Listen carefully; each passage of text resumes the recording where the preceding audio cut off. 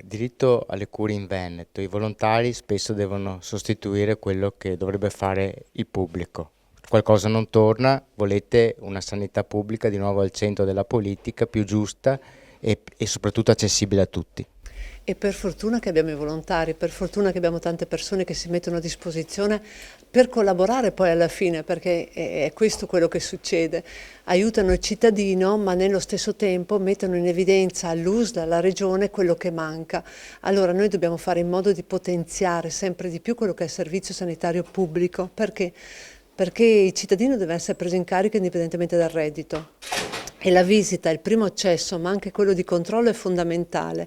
Previene soprattutto quella che può essere una malattia, quindi prendere in carico dall'inizio per il servizio sanitario pubblico è la cosa migliore da fare anche per tutelare il cittadino nel modo migliore. Fino a qualche anno fa lavorare nel pubblico era un onore, ora sta diventando veramente un sacrificio. Lo vediamo dai numeri delle dimissioni volontarie. 8.000 sanitari tra medici e infermieri che hanno dato le dimissioni dal 2019 al 2024. È un dato allarmante che deve far riflettere la Regione, che deve prendere assolutamente provvedimenti. Noi l'abbiamo così proposto molte volte. Dobbiamo intervenire sotto l'aspetto dell'investimento e quindi rendere più attrattiva la professione anche da un punto di vista economico, ma non solo. Integrare il personale vuol dire anche mettere nelle condizioni di lavorare meglio tutti.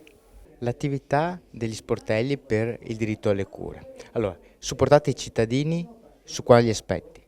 Si tratta di cittadini che devono avere delle prestazioni da parte delle aziende sanitarie e si trovano in difficoltà perché non vengono rispettati i tempi di attesa, quelli che sono fissati dalla normativa nazionale e regionale. Noi facciamo delle istanze per chiedere appunto il rispetto dei tempi, che poi sarebbe, anzi è un livello essenziale di assistenza, quindi i tempi sono una cosa importantissima per la salute della persona. I ricorsi quali criticità hanno evidenziato?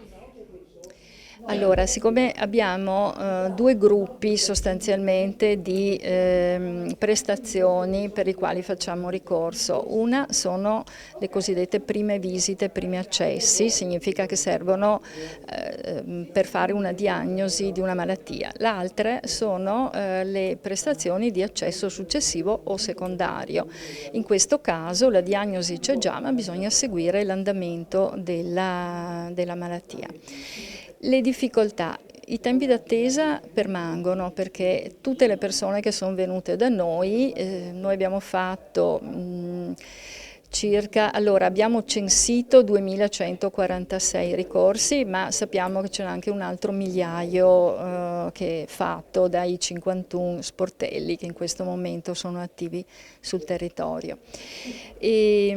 Allora, quello che abbiamo visto è che le attese permangono e sono anche molto sostanziose per alcune persone che si trovano a andare veramente molto oltre.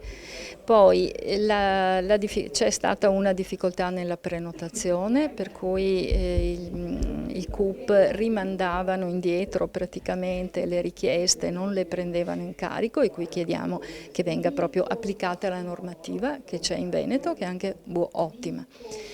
C'è una difficoltà sugli accessi secondari, controlli, perché non essendo soggetti a monitoraggio, non c'è nemmeno un controllo regionale su questo tipo di prestazioni, abbiamo l'idea che spesso vengano dimenticate, ma sono assolutamente importanti, soprattutto se questo accertamento viene chiesto perché c'è un peggioramento della malattia. E infine chiediamo che i dati siano più trasparenti e che appunto tengano conto di tutta la mole delle prestazioni, perché per le persone che aspettano, che siano primi accessi o controlli, non c'è differenza.